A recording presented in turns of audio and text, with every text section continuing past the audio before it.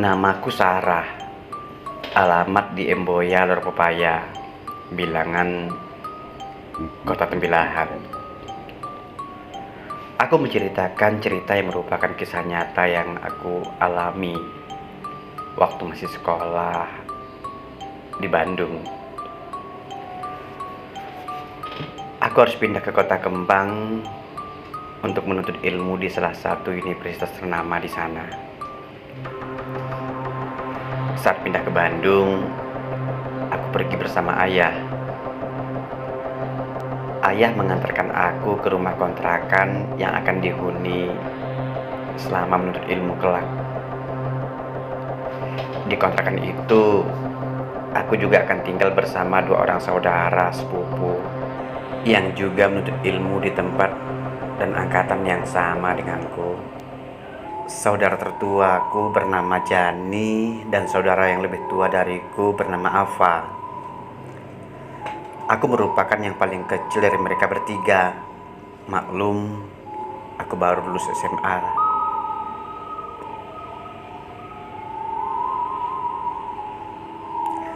Selama 2,5 jam di perjalanan, akhirnya aku tiba di kota Bandung. Kota yang sangat megah menurutku. Ini adalah pertama kali aku tinggal jauh dari orang tua. Perasaan campur aduk tentu aku rasakan. Setelah mobil terparkir, aku bergegas turun dan mengambil barang-barang bawaan. Sembari mengangkat bawaan, aku dan ayah langsung menyusuri sebuah gang kecil. Berjalan sedikit jauh ke dalam dan sampailah kami di depan kontrakan itu.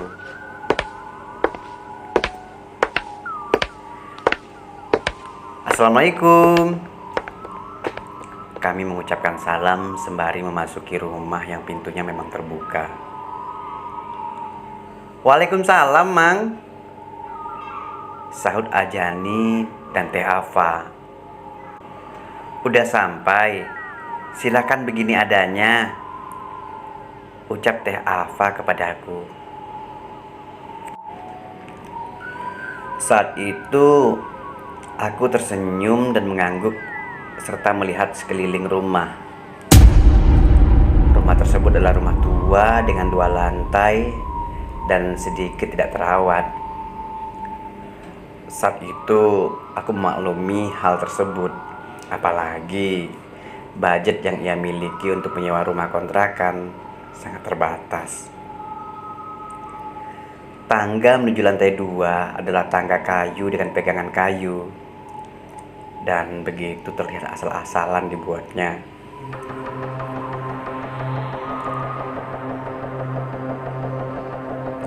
Aku mendekati tangga dan melihat ke atas. Di ujung tangga tersebut adalah tembok. Sebelah kiri ada pintu kecil menuju keluar ke tempat jemuran dan talang air. Dan di sebelah kanan terdapat ruangan tanpa pintu yang hanya bisa dimasuki dengan cara sedikit membungkuk.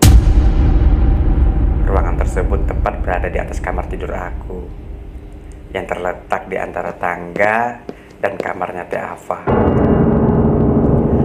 Kamar Teh Ava adalah kamar yang paling dekat dengan pintu utama. Jani lebih memilih kamar paling ujung di dalam kamar, sekitar 3 langkah dari tangga, tepat di seberang dapur yang merupakan akses menuju satu-satunya kamar mandi di rumah itu. Terdapat ruangan kosong yang cukup lebar di depan kamarku dan kamar Teh Ava. Rencananya ruangan ini nantinya akan jadi tempat berkumpul dengan alas karpet yang lusuh. Lebih lanjut, aku langsung membenahi barang-barang di dalam kamar baruku. Ada beberapa noda lembab di dinding kamar, berwarna coklat dan sebagian terkelupas. Pantas saja terasa dingin. Memang lembab, pikirku. Tapi sudahlah, tempat ini lumayan nyaman kok. Sore pun tiba. Ayah pun berpamitan untuk pulang. Dengan berat aku melepas kepergian ayah karena tak tega membayangkan penghuni di rumah hanya tinggal ayah dan mama saja. Oh ya, perlu diketahui, kedua kakakku sudah memiliki kehidupan masing-masing di luar kota. Tentu sebagai anak bungsu, aku begitu berat untuk meninggalkan orang tuaku. Singkat cerita, 1 bulan menempati rumah tersebut, aku tidak merasakan ada yang aneh sih. Atau mungkin karena aku mengabaikan karena sibuk pada ospek dan persiapan kuliah. Oh iya, aku bukanlah sosok anak indigo. Namun, terkadang aku bisa merasakan keberadaan makhluk halus di sekitarku.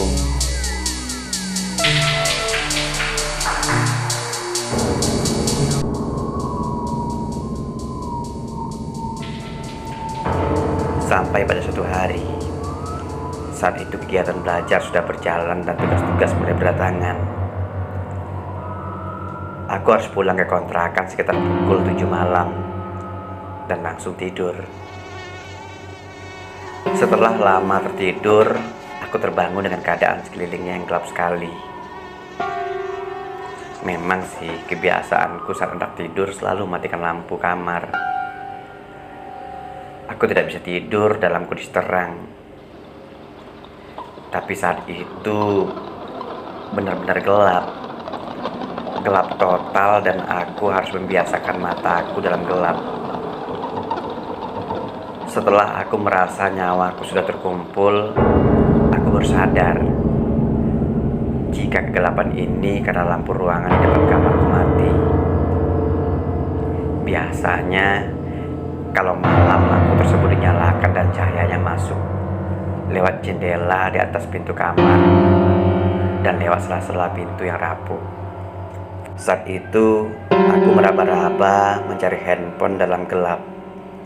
Ternyata ada telepon dan SMS masuk selama aku tidur dari kedua saudaraku yang mengabarkan mereka tidak bisa pulang karena mengerjakan tugas kelompok di kos temannya.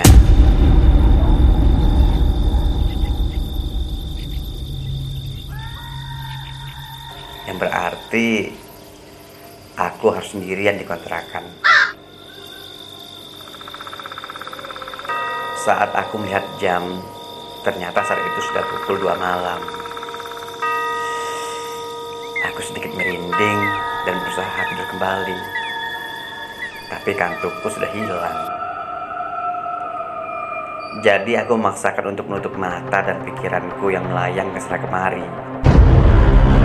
Seketika aku teringat, bukankah saat pulang tadi aku tidak mematikan lampu dan langsung tidur. Lalu kenapa sekarang padam ya? Aku hanya bisa berusaha tenang dan memastikan ingatanku saat hendak bangun dari tidurku dan menyalakan lampu kamar. Tiba-tiba aku mendengar suara lirih sekali dari pintu kamar. Dan ini membuat detak jantungku seakan berhenti dan seakan berdetak kencang. Seketika aku mengurungkan diri untuk berdiri. Aku hanya duduk di atas tempat tidur sambil memegang erat selimut.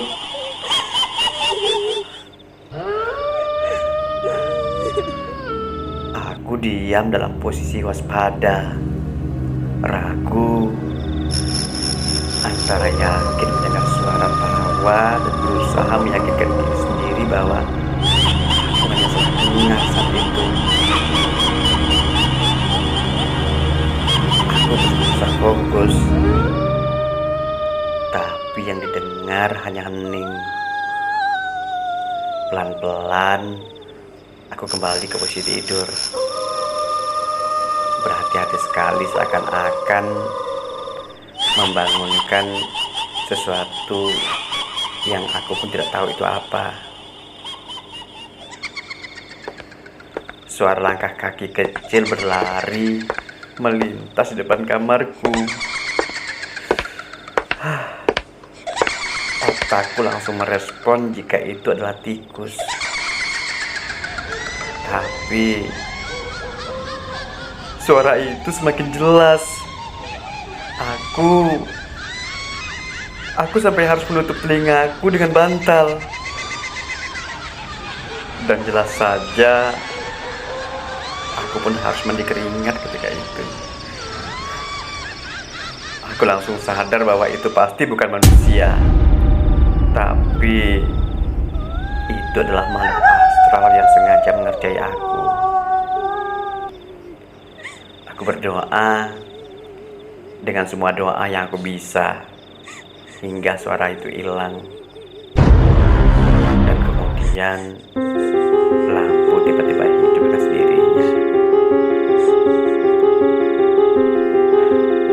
Dan mulai saat itu aku mulai berpesan dengan saudara-saudaraku yang lainnya agar tidak membiarkanku sendiri di rumah.